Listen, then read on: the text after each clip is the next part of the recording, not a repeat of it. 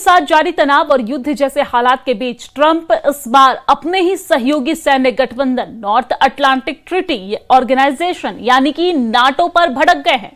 Trump ने साफ कहा है कि अगर नाटो देश ईरान के खिलाफ जंग में अमेरिका का साथ नहीं देते तो अमेरिका को भी उसकी जरूरत नहीं है। और इस बीच अमेरिका के काउंटर टेररिज्म सेंटर के प्रमुख जो केंट ने भी युद्ध के विरोध में इस्तीफा दे दिया है, जिससे अमेरिका के भीतर भी इस जंग को लेकर बगावत के संकेत मिल रहे हैं। देखिए ये खास रिपोर्ट।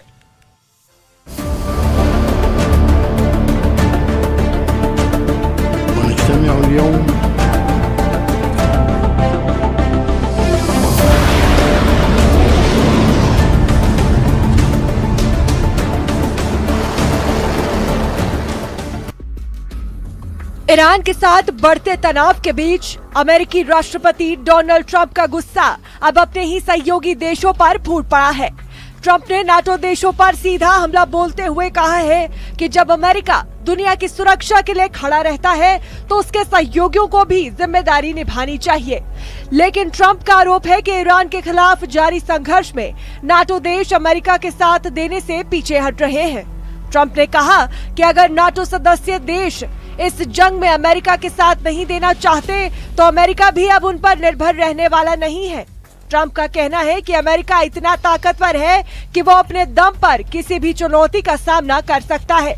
यानी साफ है, ट्रंप अब इस युद्ध को लेकर अकेले चलने की नीति अपनाने के संकेत दे रहा है।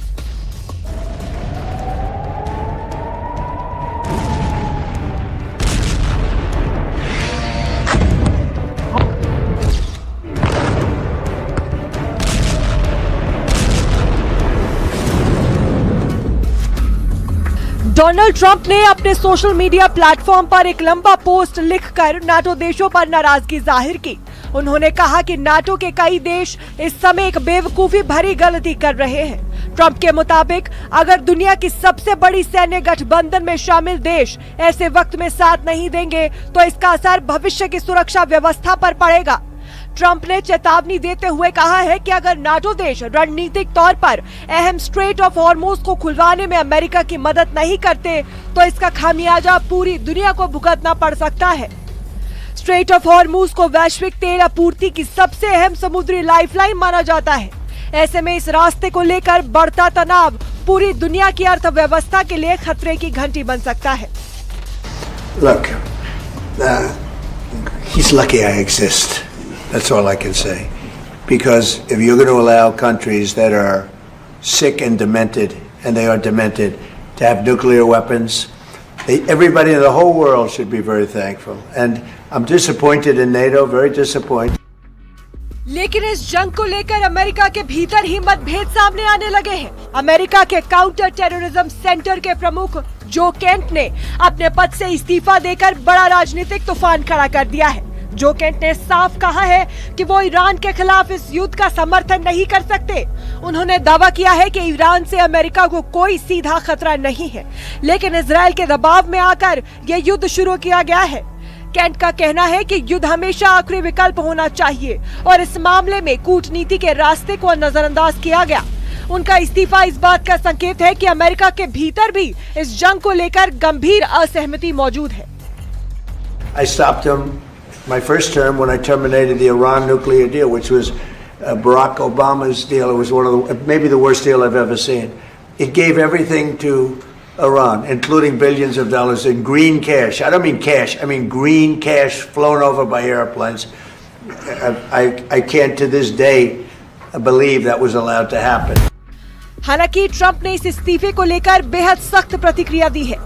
ट्रंप ने कहा है कि अगर कोई अधिकारी ये मानता है कि ईरान से अमेरिका को कोई खतरा नहीं है तो ऐसे लोगों के साथ काम करना मुश्किल है। ट्रंप ने कहा है कि ऐसे लोग या तो हालात को समझने में सक्षम नहीं होते या फिर उनके पास अनुभव की कमी होती है। I'm disappointed in a couple of other countries too, but they should be very thankful that this group of people feels the way we do, because if a country like Iran was allowed to have the power of a nuclear weapon, if we didn't stop them, I stopped them twice. अब देखना होगा कि क्या America इस लड़ाई को सचमुच अकेले लड़ने का फैसला लेता है। या फिर नाटो के साथ रिश्तों में नई रणनीति बनती है, क्योंकि इस संघर्ष का असर सिर्फ अमेरिका और ईरान तक सीमित नहीं रहेगा, बल्कि पूरी दुनिया की राजनीति और अर्थव्यवस्था पर पड़ सकता है। Bureau report, news 18 JKLH।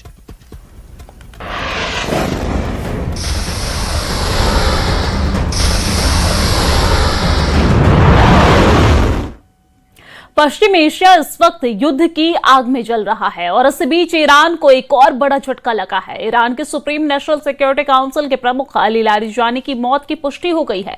दावा किया गया है कि इस हमले में उनके बेटा और उनके सहायक और कई सुरक्षाकर्मी भी मारे गए हैं।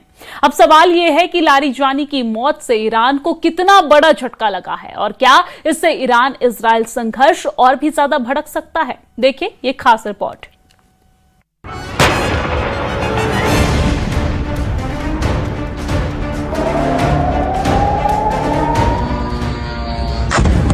पश्चिम एशिया में जारी तनाव के बीच ईरान के लिए एक बेहद बड़ा झटका सामने आया है। ईरान की सर्वोच्च राष्ट्रीय सुरक्षा परिषद के सचिव अली लारिजानी की मौत की आधिकारिक पुष्टि कर दी गई है। ईरानी मीडिया के मुताबिक इजराइल के एक हवाई हमले में लारिजानी मारे गए। ये हमला तेहरान के परविस इलाके में हुआ, जहां वो अपने परिवार के साथ मौजूद थे। इस खबर के सामने आते ही पूरे ईरान में राजनीतिक और सुरक्षा हलकों में हलचल मच गई है। लारिजानी की मौत की पुष्टि ईरान की आधिकारिक मीडिया और तस्नीम न्यूज एजेंसी ने की है। रिपोर्ट के मुताबिक इस हमले में सिर्फ लारिजानी ही नहीं बल्कि उनके बेटे मुर्तजा लारिजानी भी मारे गए हैं। इसके अलावा उनके डिप्टी अली रेजा बायात और कई बॉडीगार्ड भी इस हमले में मारे गए। बताया जा रहा है कि इस हमले में ईरान के सैन्य अधिकारी गुलाम रेजा सुलेमानी की भी मौत हो गई। अली लारिजानी ईरान की सर्वोच्च राष्ट्रीय सुरक्षा परिषद के सचिव थे और देश की सुरक्षा रणनीति के सबसे अहम चेहरों में से एक माने जाते थे। वो ईरान के सुप्रीम लीडर अली खामनेई के बेहद भरोसेमंद सहयोगियों में शामिल थे। युद्ध और राष्ट्रीय सुरक्षा से जुड़े कई बड़े फैसलों में उनकी अहम भूमिका मानी जाती थी। ईरान की सेना, धार्मिक नेतृत्व और खुफिया एजेंसियों में भी उनका मजबूत प्रभाव था। इस हमले के बाद ईरान की राजनीति में गुस्सा और आक्रोश भी साफ दिखाई दे रहा है। ईरान के राष्ट्रपति मसूद पेज़ेश्कियान ने लारिजानी की मौत पर गहरा दुख जताया है। उन्होंने कहा है कि लारिजानी ईरान के लिए एक कीमती और महान व्यक्तित्व थे। साथ ही उन्होंने आरोप लगाया कि ये हमला अमेरिका और इजराइल के साजिश का हिस्सा है। ईरान के नेताओं ने साफ कहा है कि इस हमले का जवाब जरूर दिया जाएगा। अली लारिजानी की मौत ने पश्चिम एशिया की राजनीति में एक नया मोड़ ला दिया है। ईरान ने इस हमले का बदला लेने की कसम खाई है और ऐसे में क्षेत्र में तनाव और बढ़ने की आशंका है। अब पूरी दुनिया की नजर इस बात पर टिकी है कि ईरान इस हमले का जवाब कैसे देता है, क्योंकि इस संघर्ष की आग अगर और भड़की तो उसका असर पूरी दुनिया की सुरक्षा और अर्थव्यवस्था पर पड़ सकता है। Bureau report, news 18 JKLH।